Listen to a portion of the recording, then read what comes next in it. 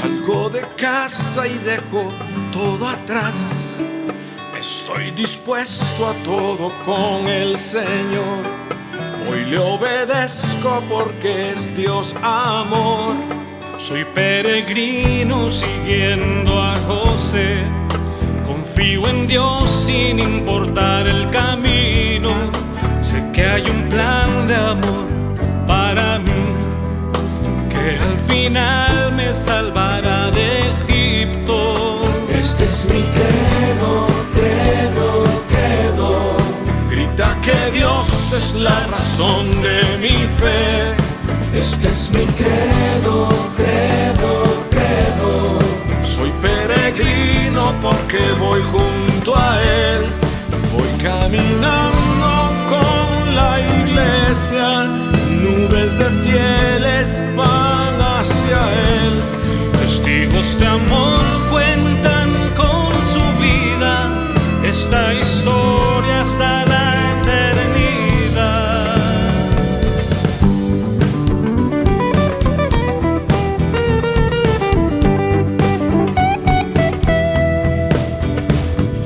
Credo, credo, credo. Credo, credo, credo. Credo, credo, credo. Soy peregrino con gente de a pie, santos sencillos que esparcen la fe. En Dios el Padre, en Jesús y el Espíritu, pueblo de Dios, iglesia peregrina. Este es mi credo, credo, credo. Grita que Dios es la razón de mi fe. Este es mi credo, credo, credo. Soy peregrino porque voy junto a Él. Voy caminando con la iglesia. Sé bien en quién creo con toda certeza. Unido al canto de María, los apóstoles proclamo la fe. Credo, credo, credo. Credo, credo, credo. Credo, credo, credo.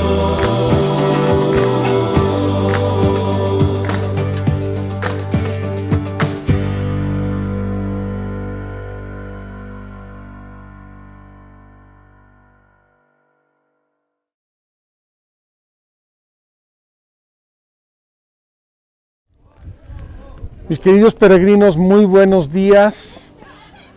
Hoy estamos iniciando una parte de la cuarta parte de nuestra peregrinación, que es Creo en la Iglesia. Creo en la Iglesia.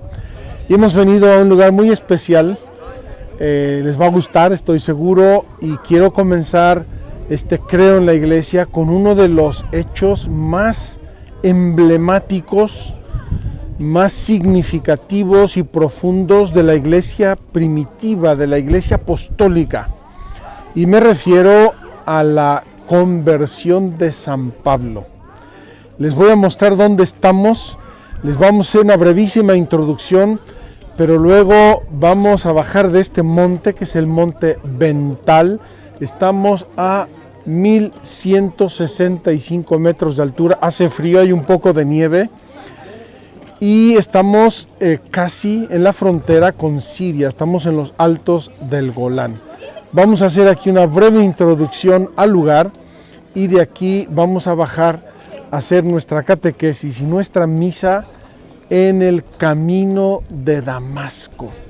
Queridos hermanos, esa expresión, ¿verdad? El camino de Damasco, el San Pablazo, la caída del caballo, te tumbó, etcétera, que significa la conversión, que significa tantas cosas hermosas. Vamos a pedirle a Felipe, pedimos una disculpa, pero hoy no nos funcionó uno de nuestros aparatos.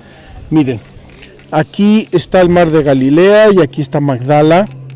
Este es el monte Hermón, donde ya estuvimos. Hoy lo vamos a ver incluso con más nieve, y en esta zona de los altos del Golán está el monte Bental, donde estamos ahora.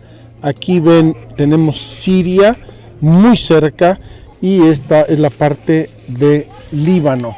Precisamente estamos delante de un cartel muy significativo que me encanta, y aquí pueden ver, aquí hay distancias a diversos lugares importantes del mundo. Damasco, 65 kilómetros, Jerusalén, 161 kilómetros. Me atrevo a decir, no me consta, pero aquí en la noche se deben ver las luces de Damasco, porque estamos verdaderamente muy cerca. Le voy a pedir a Felipe que dé una vuelta para tomar estos carteles, repito, muy emblemáticos de dónde estamos y a qué distancias, y luego vamos a subir a la cima del monte, estamos muy cerquita, para ver todo el panorama que nos rodea.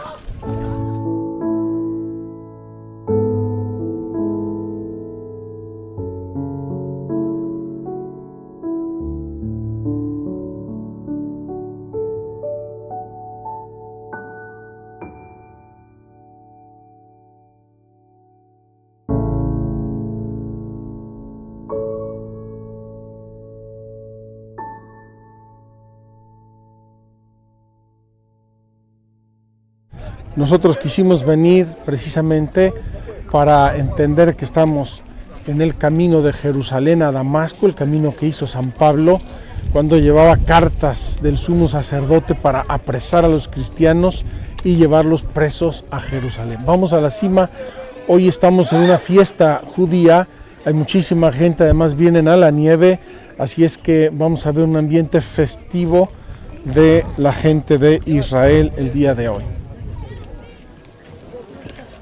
Mis queridos peregrinos, vamos a ver un panorama maravilloso del lugar donde estamos. En los días pasados ha habido muchísima nieve, como podemos ver aquí, el Monte Hermón.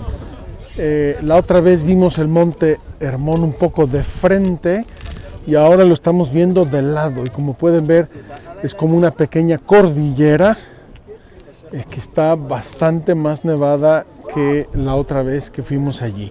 Y de este lado todo lo que podemos ver, o casi todo lo que podemos ver desde aquí, es Siria. Detrás, enfrente de nosotros ven dos pequeños lagos. El primero está en Israel, exactamente en el límite, y el segundo más grande de atrás es ya Siria. Estamos a escasísimos 2 o 3 kilómetros de la frontera con Siria.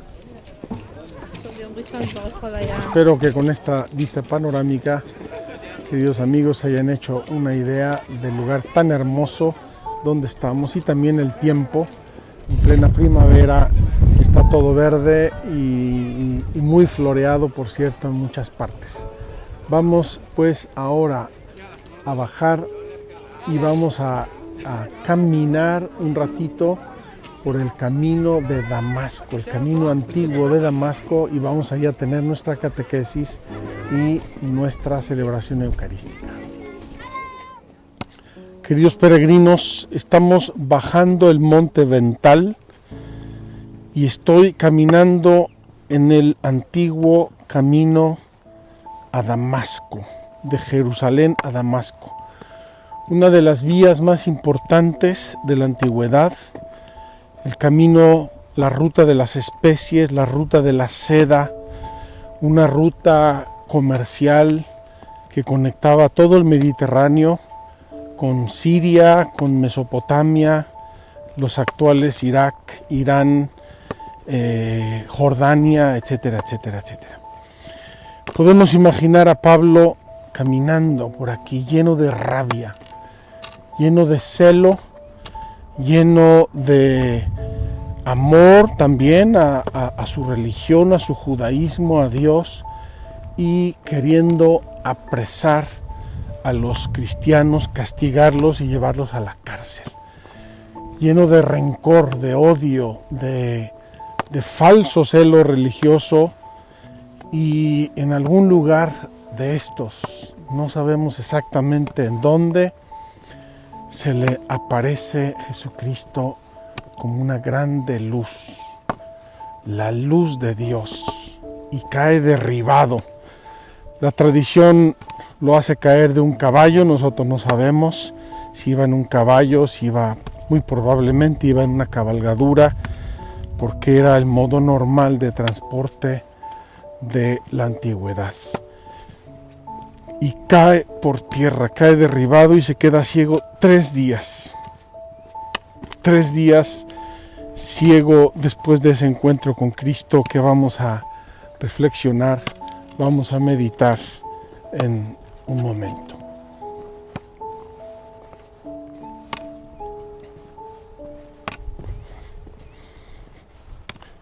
Mis queridos peregrinos, estoy sentado con toda deliberación sobre el camino de Damasco. Después de haber bajado del monte, donde ya les mostramos una hermosísima vista panorámica del lugar, aquí a mis espaldas, acabando este bosquecito, está la frontera actual entre Siria e Israel. Para aquellos que han visto la serie del espía, aquí está uno de los lugares donde estuvo el espía. Incluso se recuerda, hay una placa que recuerda ese hecho. Y he querido venir aquí realmente a sumergirme con ustedes en una de las experiencias iniciales del cristianismo, simbólicas, en una intervención de Dios gigante. Queridos amigos, solamente imaginemos una cosa, que Pablo no se hubiera convertido por una gracia e intervención gigante de Dios. En primer lugar, no hubiera extendido el cristianismo por todo el Mediterráneo, porque él se levantaba de ir a donde nadie había predicado a Cristo, primera cosa. Segunda cosa, hubiera sido perseguidor todo el tiempo. Toda esa fuerza y esa pasión que tuvo para evangelizar, la hubiera tenido para atacar y contrarrestar. Y esto a mí me da muchísima esperanza y muchísima ilusión cuando pienso en fuerzas contrarias, en poderes contrarios, en personas contrarias a las causas de Dios. Si Dios quiere, en un segundo puede hacerlas aliadas. Dios tiene todos los caminos en sus manos. Quiero leer con ustedes aquí sobre el camino de Damasco, la conversión de San Pablo. Vamos a tomar, queridos hermanos, los Hechos de los Apóstoles en el capítulo 9. Hechos de los Apóstoles, capítulo 9.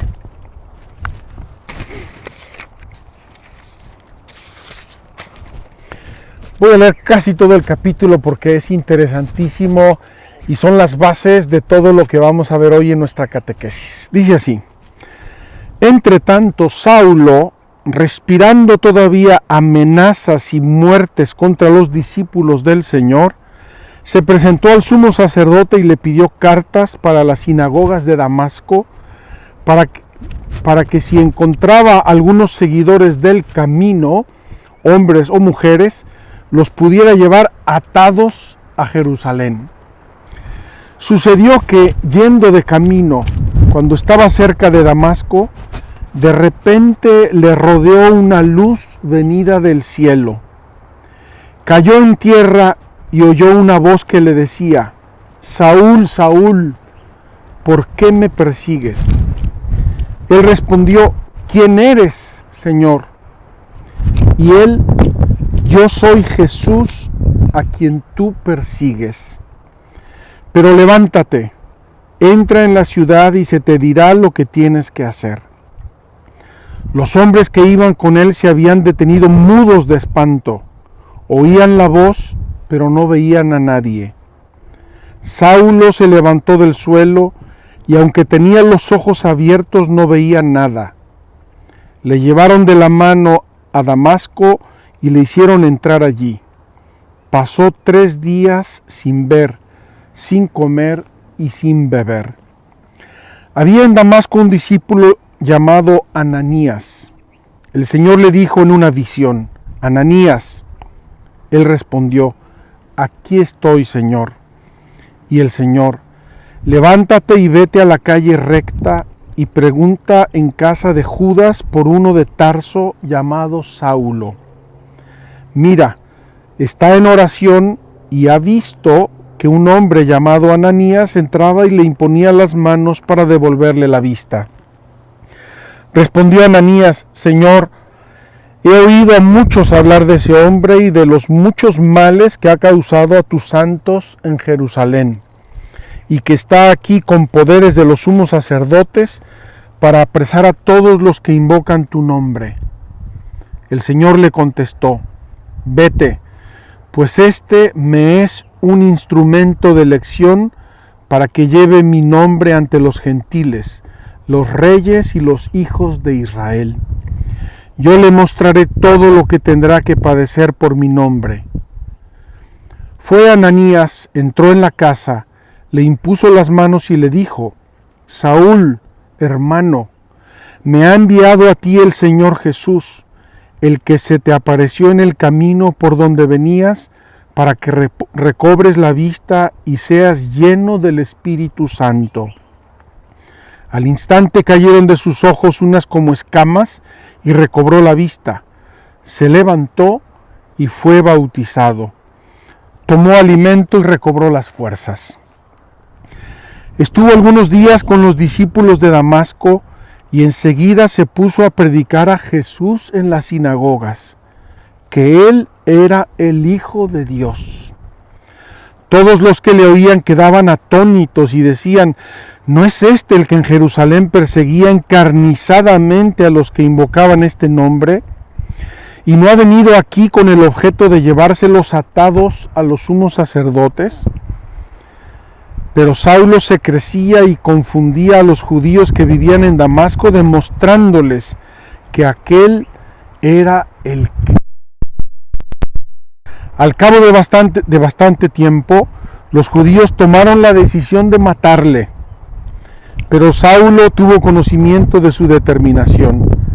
Hasta las puertas estaban guardadas día y noche para poderle matar.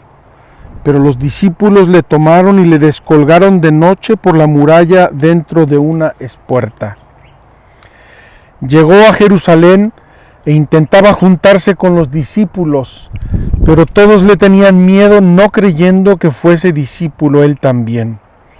Entonces Bernabé le tomó y le presentó a los apóstoles y les contó cómo había visto al Señor en el camino y qué le había hablado y cómo había predicado con valentía en Damasco en el nombre de Jesús. Andaba con ellos por Jerusalén, predicando valientemente en el nombre del Señor. Hablaba también y discutía con los helenistas, pero estos intentaban matarle. Los hermanos, al saberlo, le llevaron a Cesarea y le hicieron marchar a Tarso.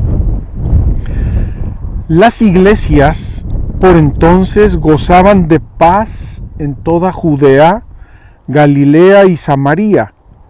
Se edificaban y progresaban en el temor del Señor y estaban llenas de la consolación del Espíritu Santo.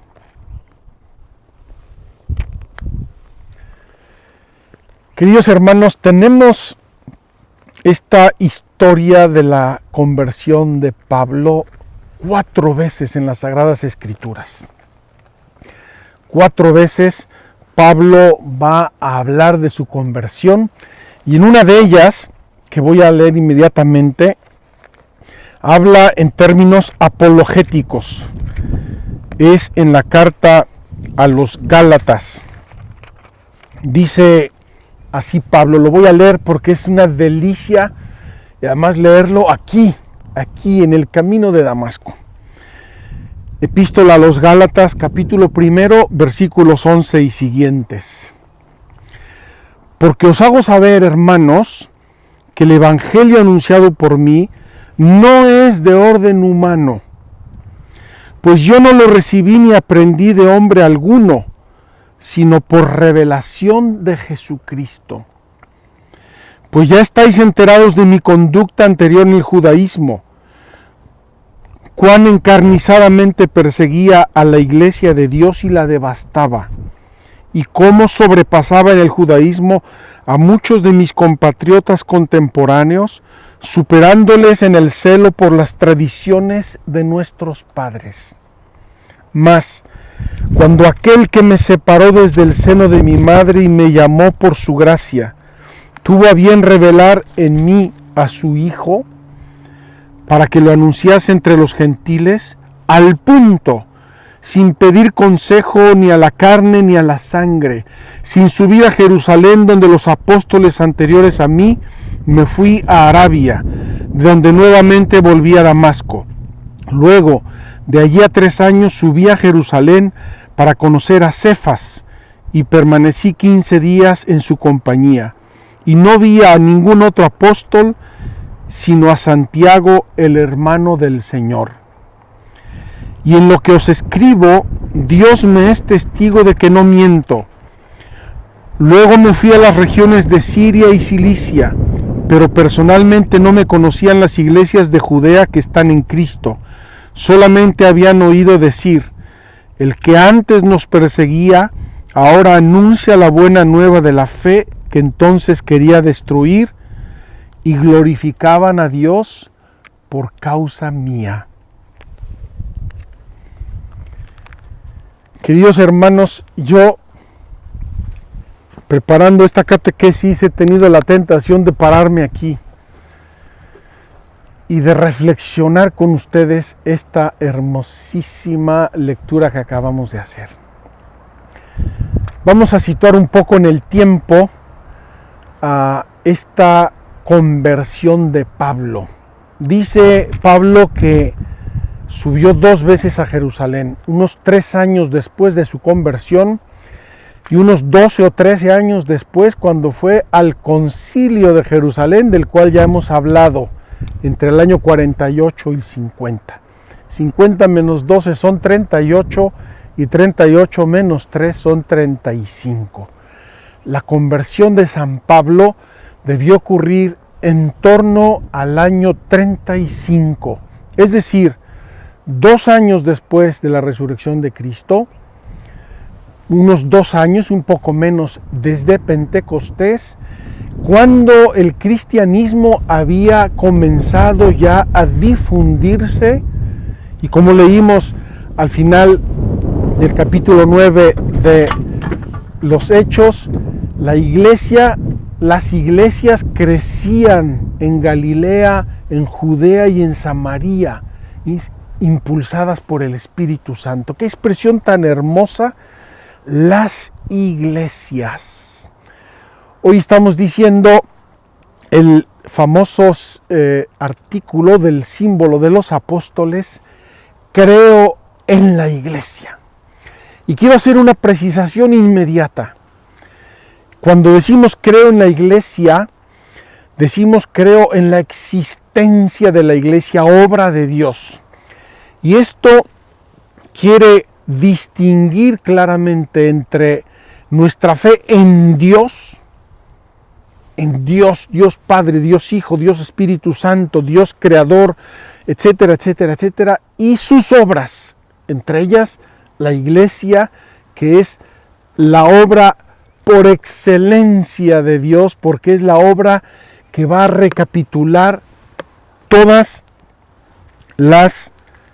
la obra de la creación después de la redención de Cristo. Pues bien, ¿por qué queremos reflexionar aquí esto? Porque Pablo no sabía que estaba persiguiendo a Cristo. Él estaba persiguiendo a los cristianos con una furia, como dice 2 veces, encarnizadamente. Podemos imaginar la violencia. El mismo Pablo lo va a decir en otro lugar. Yo, que antes fui un blasfemo, un violento y un perseguidor, blasfemo, violento y perseguidor. Ese era el gran Pablo de Tarso. Saúl, su nombre hebreo, o Saulo, o Pablo, el nombre latinizado. El mismo personaje. Era fariseo, furioso de la ley, observante a todo tren, formado en la escuela de Gamaliel. Es como si dijeran hoy, este es un exalumno brillantísimo de Stanford, de lo mejor que había. Y persigue a los cristianos. Cuando matan a Esteban, lo vamos a ver, mientras apedrean a Esteban, dice en los Hechos de los Apóstoles, todos los que estaban apedreando a Esteban dejaron sus vestidos a los pies de un tal joven Saulo que aprobaba la ejecución de Esteban. Estaban felices de matar a los cristianos para acabar con ellos. ¿A quién estaba Pablo persiguiendo?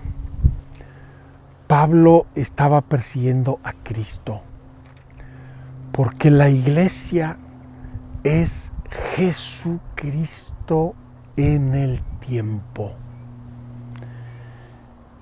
Ya vimos que Cristo padeció, murió, resucitó y se fue al cielo, y ahí está sentado a la derecha de Dios Padre. Ya vimos que vendrá al final de los tiempos a juzgar a vivos y muertos. Final de los tiempos. En este nuevo periodo de la historia, que es el tiempo de la iglesia, Cristo, por amor nuestro, Cristo generosamente se identifica con la iglesia. Saulo, Saulo, ¿por qué me persigues? ¿Por qué me persigues? Saulo va a entender inmediatamente esta identificación entre Cristo, Jesucristo, el Señor Jesús. Vean que la Sagrada Escritura usa términos con mucha propiedad y con mucho significado específico. Habla, ¿quién eres, Señor? Soy Jesús, al que tú persigues. Y luego va a hablar de Jesucristo, ya unió el Jesús y el Cristo, la única persona de Cristo. Y todo esto identificado con la iglesia. Una de las imágenes más hermosas, paulinas 100% sobre la iglesia, es el cuerpo místico de Cristo. San Pablo lo dirá en muchas ocasiones, la iglesia es el cuerpo de Cristo. Místico, ¿por qué? Porque Cristo es Dios y es la cabeza. La Virgen María es la cristiana por excelencia, modelo absoluto de toda seguidor de Jesucristo, en la fe, en el amor, en la obediencia, en la humildad. Y después de ella nosotros, todos los cristianos que ha habido en todo el tiempo de la iglesia y los que habrá hasta el fin del mundo. Y dice San Pablo, en este cuerpo hay muchas funciones. Uno es el pie, otro es la mano, otro es el corazón, otro es el ojo, y la mano no le puede decir al pie, no te quiero, no te necesito, y el pie no le puede decir al oído, no te conozco. Somos un cuerpo místico. Nos une en este cuerpo la pertenencia en la gracia a Cristo y el Espíritu Santo, que es el que mantiene unido, coordinado el cuerpo de Cristo y el que le da la vida. Queridos hermanos, voy a decir inmediatamente una pequeña apología, porque tenemos que decir inmediatamente, la iglesia es un misterio. La iglesia es de Dios. La iglesia es obra del Espíritu Santo. Y es en parte humana, todos nosotros, la historia de la humanidad, la historicidad de la iglesia, es decir, quienes la vamos conformando a lo largo del tiempo, pero también es divina. Cristo es la cabeza. El Espíritu Santo es el alma de esta iglesia, de este cuerpo misterioso.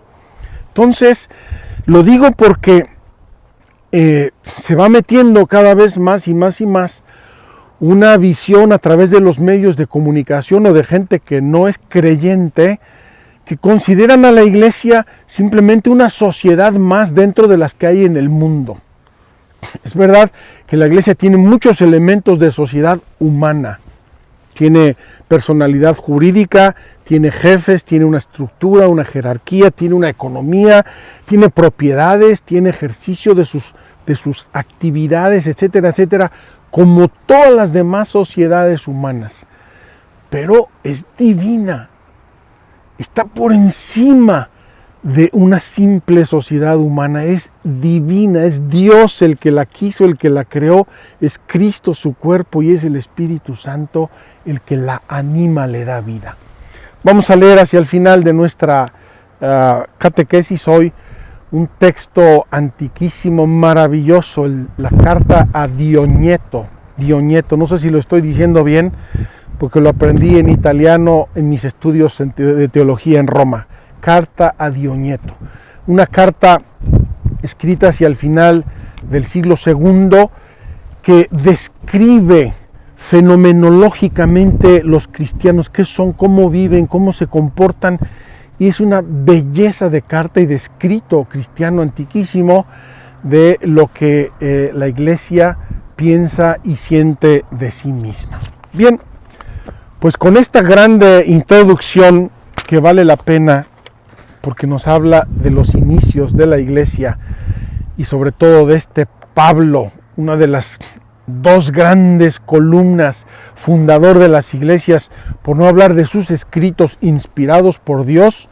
También al leer las cartas de San Pablo decimos al final palabra de Dios, palabra de Dios. Entonces, después de esta gran introducción, vamos a ver qué entendemos cuando decimos creo en la iglesia, Santa Iglesia Católica. Creo en la Santa Iglesia Católica. Primero, la iglesia es obra de Cristo, es obra de Dios, depende completamente de Cristo. Y por eso la iglesia pone este creo después de hablar de Jesucristo y después de hablar del Espíritu Santo. Y en ese sentido la iglesia se presenta como una nueva Eva, Cristo nuevo Adán, y del costado de Cristo traspasado en la cruz brota sangre y agua, símbolo de los sacramentos, sobre todo del sacramento de la Eucaristía, el sacramento por excelencia que constituye este cuerpo de Cristo. Así como los granos de trigo se juntan y hacen un pan, así los cristianos formamos todos un solo pan, un solo Cristo. El artículo sobre la iglesia también depende mucho del Espíritu Santo, porque dicen los padres de la iglesia es el lugar donde florece el Espíritu. La iglesia es el ámbito, el lugar donde el Espíritu Santo sopla, riega, calienta, santifica, etcétera, etcétera. Creer que la iglesia es santa y católica, eso dice el credo apostólico, y que es una y apostólica, como añade el símbolo niceno-constantinopolitano, es inseparable de la fe en Dios, Padre, Hijo y Espíritu Santo. Últimamente se han metido modas muy fuertes. Yo creo en Dios, pero no creo en Cristo. Yo creo en Cristo, pero no creo en la iglesia. Yo creo en la iglesia, pero no me importa Dios. Oye, espérate.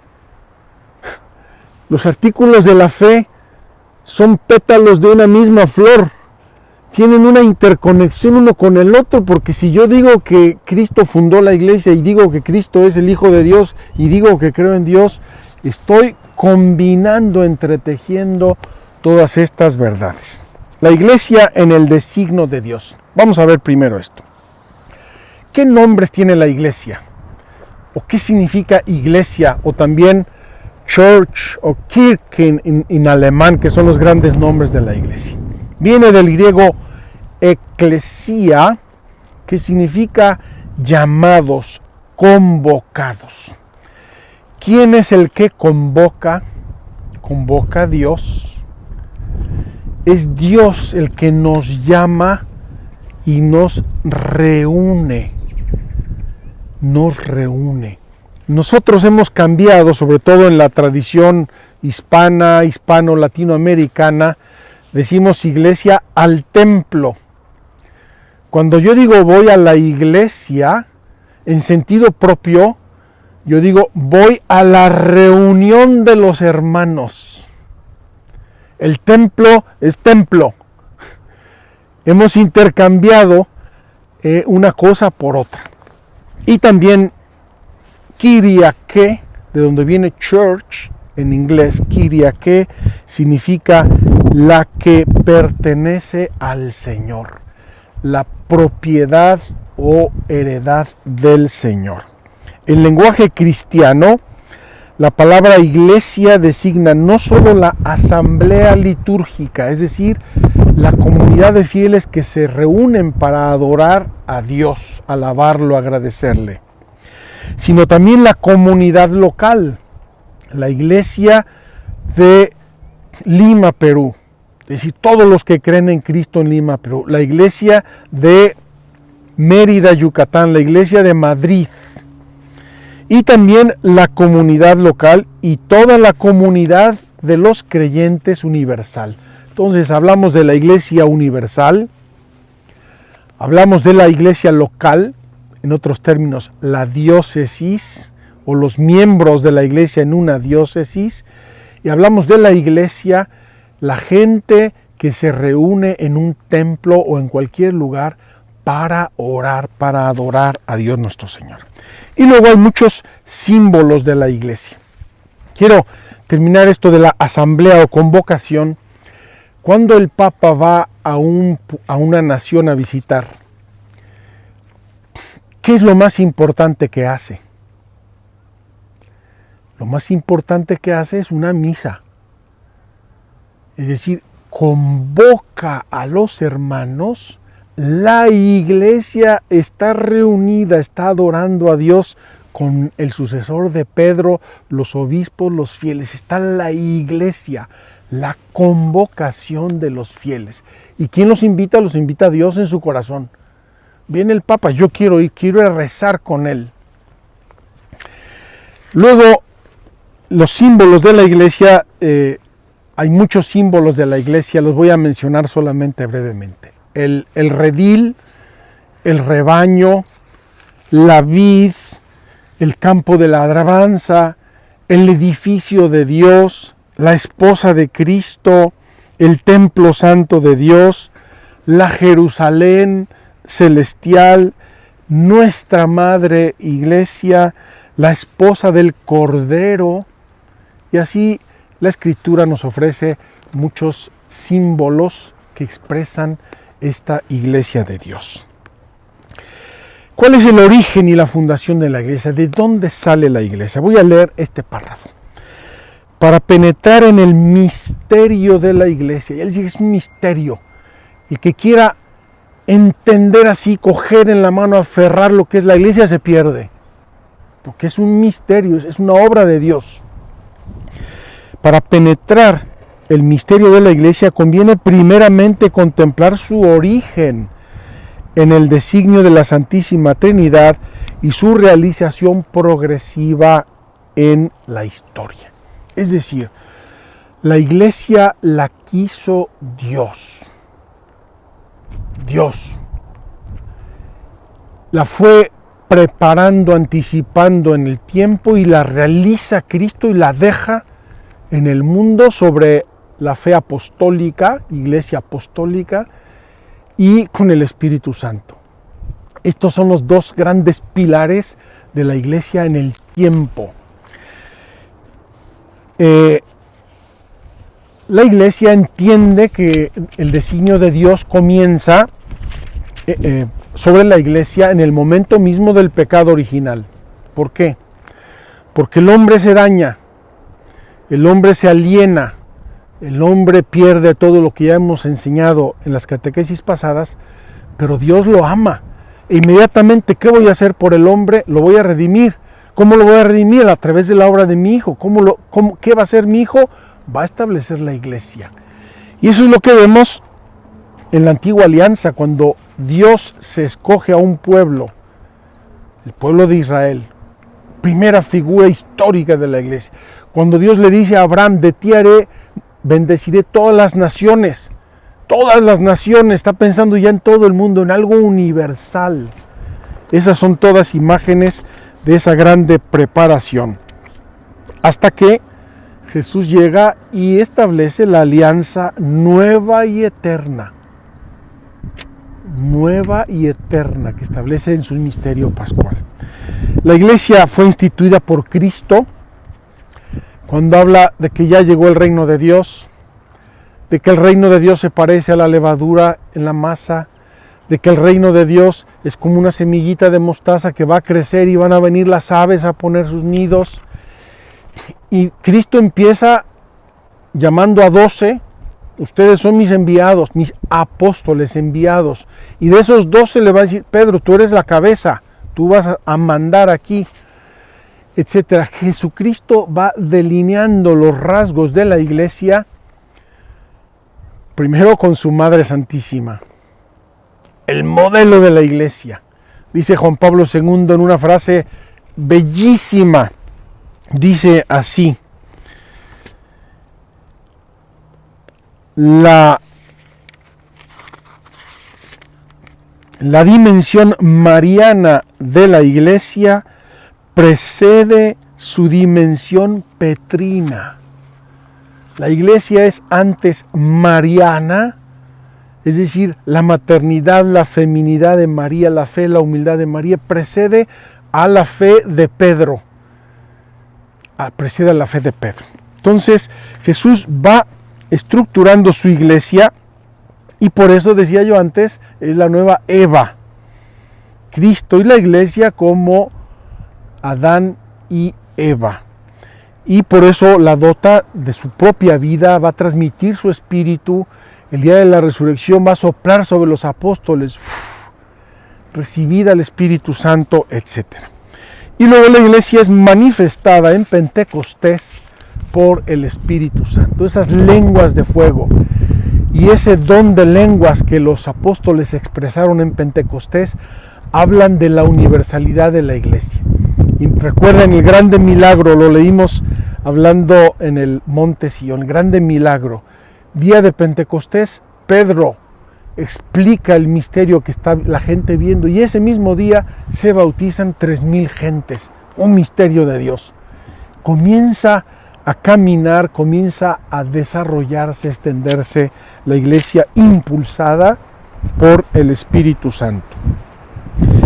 La iglesia, pero está en un tiempo, este tiempo nuestro es un tiempo de paso. La iglesia está peregrinando en la historia, en la humanidad, el cumplimiento perfecto y la realización total de la iglesia será solamente en el cielo, en el último momento del juicio final, cuando Dios haga justicia sobre todos los justos de la historia de la humanidad desde Abel hasta nuestros días, dice el catecismo. Todos los elegidos se reunirán con el Padre en la iglesia universal. El misterio de la iglesia. Quiero aquí solo enumerar los elementos de este misterio. Dice así el catecismo: la iglesia está en la historia, pero al mismo tiempo la trasciende. Solamente con los ojos de la fe se puede ver al mismo tiempo en esta realidad visible una realidad espiritual, portadora de la vida divina. Decía yo antes, quienes juzgan a la iglesia en un plano puramente sociológico, están juzgando lo que ven y no juzgan lo que no se ve, que es lo más importante y lo más santo que tiene la iglesia. La iglesia es a la vez visible, tangible, histórica y a la vez espiritual. Cristo, el único mediador, estableció en este mundo su iglesia santa, comunidad de fe, esperanza y amor, como un organismo visible. La mantiene aún sin cesar para comunicar por medio de ella a todos la verdad y la gracia. La iglesia es a la vez, y va a ser una enumeración el catecismo. Estamos en el número 771 del catecismo. Sociedad dotada de órganos jerárquicos y el cuerpo místico de Cristo. Es decir, una parte tangible, histórica, sociológica, etcétera, y una parte mística. Segundo, el grupo visible y la comunidad espiritual. Antiguamente se hablaba de la iglesia triunfante, la iglesia purgante, la iglesia militante. Militantes los que estamos aquí en la batalla, purgante los que están en el purgatorio pero van a llegar al cielo, y la iglesia triunfante los que ya están en el cielo. Todos juntos formamos la única iglesia de Cristo. Y la iglesia de la tierra y la iglesia llena de bienes del cielo. Les voy a poner un ejemplo.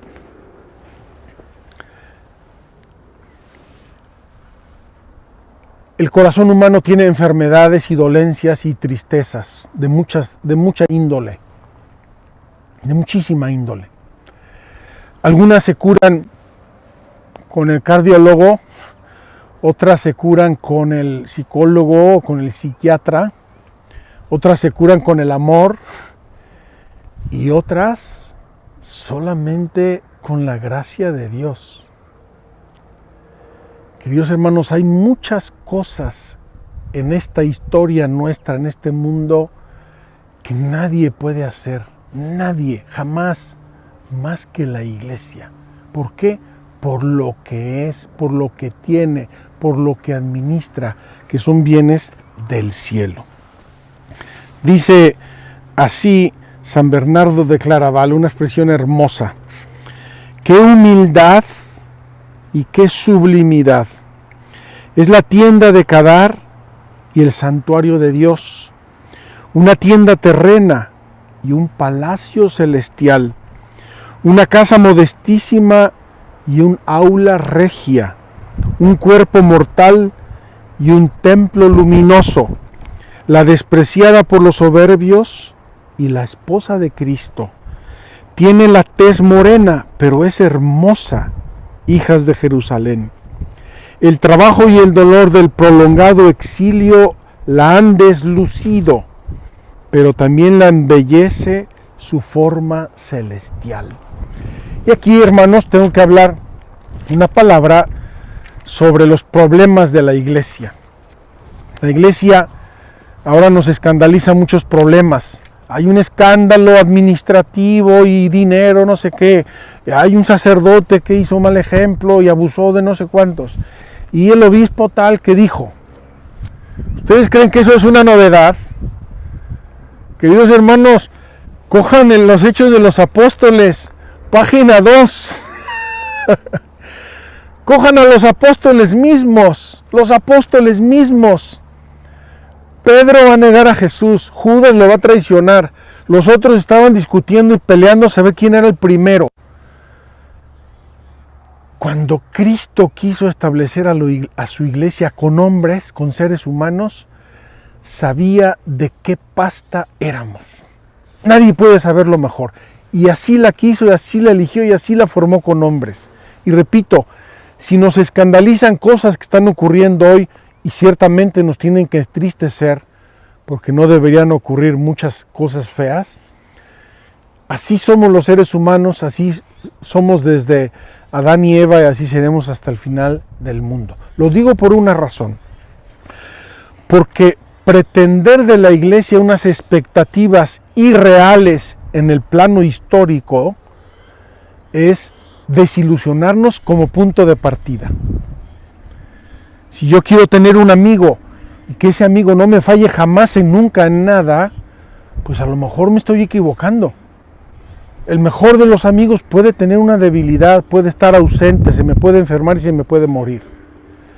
Entonces, mientras está en el tiempo, la iglesia va conviviendo con la historia, con las modas, con los períodos, con las épocas, con el arte, con la cultura, y va caminando y se va desarrollando la iglesia en medio de eso. Es como una barca, ¿verdad? La barca de Dios también tiene olas, la barca de Dios también tiene tormentas, la barca de Dios también puede encallar si se aproxima a un lugar peligroso o equivocado. Ese es el grande misterio de que Dios quiso unir su designio de salvación a seres humanos, a la historia de la humanidad. En la iglesia está esta comunión de los hombres con Dios por la caridad que no pasará jamás. Eso es lo importante, eso es lo decisivo, eso es lo que debemos buscar y ver. Finalmente, la iglesia Sacramento Universal de Salvación. Felipe, pásame mi teléfono, por favor. La iglesia Sacramento Universal de Salvación. Queridos hermanos, Cristo estableció a su iglesia para que salvara a todos los hombres, y es la barca en la que la humanidad entera se va a acercar un día a el cielo. Amemos a nuestra Santa Madre Iglesia, amemos a esta esposa de Cristo, suframos con ella, no le tiremos piedras a nuestro propio tejado, no aceptemos la equiparación de la Iglesia con otras sociedades humanas. Nada más quiero que me digan una cosa: ¿qué sociedad, qué gobierno, qué industria, qué banco o qué institución humana tiene 2000 años como tiene la iglesia? Y 2000 años en los que la iglesia ha sufrido enormemente las debilidades humanas, los pecados, las traiciones, las persecuciones, etcétera, etcétera. Y aún así sigue avanzando, y es la barca de Dios, sostenida por Dios. Voy a decir una cosa y posiblemente la vuelva a repetir porque me encanta. El grande historiador de la iglesia, que se llama Ludovico von Pastor, un alemán como Dios manda, fue el primero en tener acceso a los archivos secretos del Vaticano y escribió una obra grandiosa que se llama La Historia de los Papas.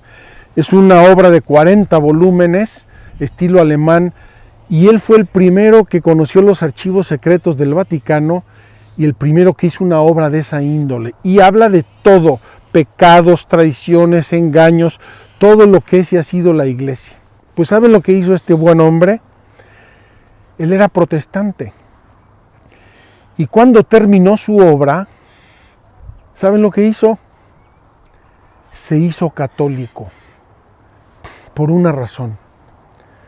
Dijo: si esta iglesia ha subsistido a todo lo que yo he conocido y a todo lo que he leído y escrito y publicado sobre la vida de la iglesia, es sola y únicamente porque es de Dios.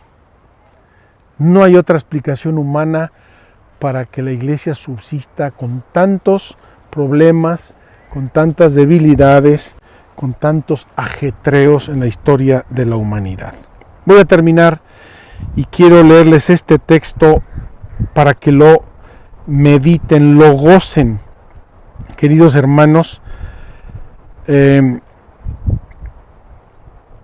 encantaría que, viendo aquí el camino de Damasco, yo me voy a quitar porque estoy estorbando la vista del camino de Damasco, leamos este texto maravilloso de la carta a Diogneto.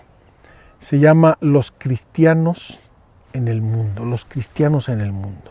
Vamos a leerla y vamos a reflexionarla contemplando una vez más el camino de Damasco.